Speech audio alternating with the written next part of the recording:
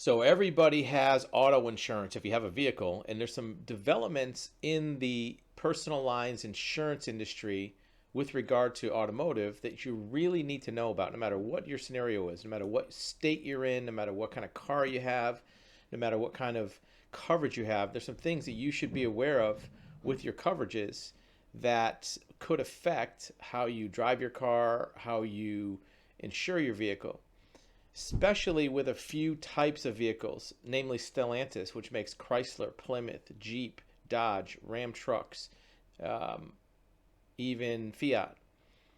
Also, if you have an electric vehicle, there's some things you should know about. But in general, the takeaway is don't crash your vehicle. Okay, obviously you don't want to crash your vehicle, but it's way more important not to crash your vehicle right now than it ever has been.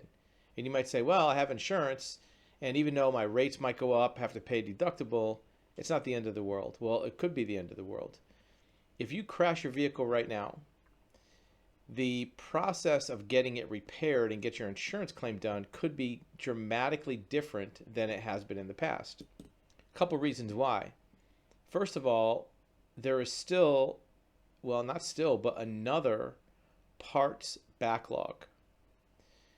We have a client we're speaking with that has a very minor damage to an underpan on their vehicle. They were on a gravel road, went over some bumps, and the vehicle dipped down a little bit, and there's a liner underneath the engine and drivetrain that's a thin piece of metal, has some felt on it, that was bent.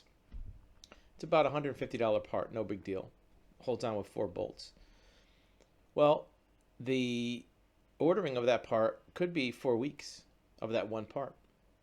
Now, fortunately, the car is pretty much drivable as it is. They had to cut off some of the hanging down parts so it wouldn't catch on anything low. But if it was more dramatic than that, then if it wasn't drivable, that could be a problem. 4 weeks. Here's the other problem.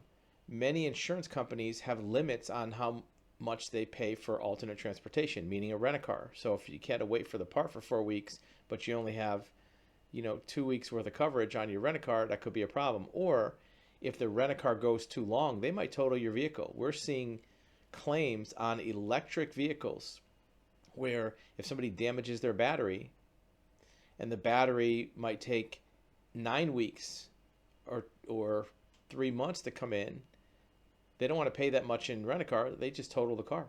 Now you're out your car. That costs you even more money because now you have to upgrade to a newer car. Now, speaking of EVs, imagine if that vehicle that we're talking about with that under pan was an EV. Where that pan is would be where the battery is. And if instead of damaging a $150 thin piece of metal, it impacted and punctured the battery, that could be a $20,000 or $30,000 part. That car is totaled for a very minor repair. The insurance companies are now starting to factor that in on electric vehicles. What could have been a minor repair. Your video will be back in 8 seconds. In the meantime, remember, you have access to live one-on-one consultation, undivided attention of a licensed certified expert in this subject and many others. We want to listen to your story. We want to hear your questions and give you expert advisement of your options. We want to tell you what we know about your situation and what options you have. Now back to your video. Could now be a total loss. So they have to factor that into their rates. Now, what about Chrysler, Stellantis, Jeep? What are we talking about? Well, the Stellantis company owns major nameplates. Everything from Jeep, Chrysler, Dodge, Ram trucks, Fiat, a couple other European names. They are in the process now of kind of unwinding their company. They're probably not going to go bankrupt, but they're looking at selling off bits and pieces to a Chinese company that may close some of these brands and may shut down some of the manufacturers.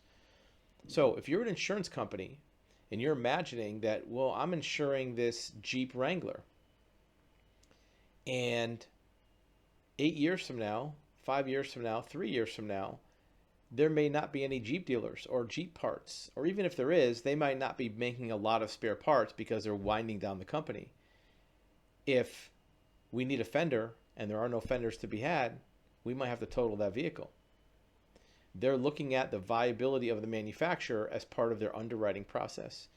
So certain brands that are at risk of being folded or terminated or merged with something else, especially when the parts manufacturing is going to be reduced even more, are now a red flag for insurance companies. So the takeaway from this is, if you own a vehicle, be very, very careful about not crashing it. Obviously, you would anyway, but it's much more important now. It's more than just going to a body shop and getting it fixed. Speaking of body shops, we have a couple other clients that have had minor damage to their vehicle, wanted to go to a body shop to get it fixed. They were told that it's 3 weeks just to get an estimate.